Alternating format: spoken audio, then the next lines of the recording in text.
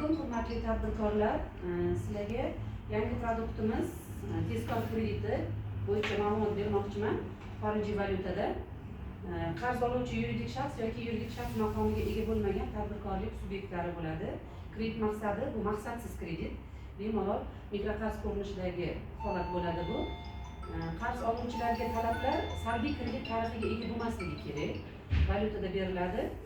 Kredit summasi garov qiymati kelishuv summasining 50%gacha maksimum 250 ming AQSh dollarigacha berilishi mumkin.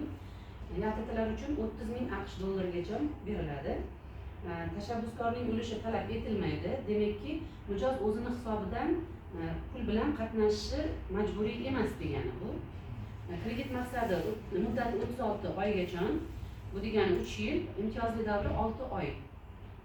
Yillik kredit foizi xorijiy valyutada 12% deb belgilangan.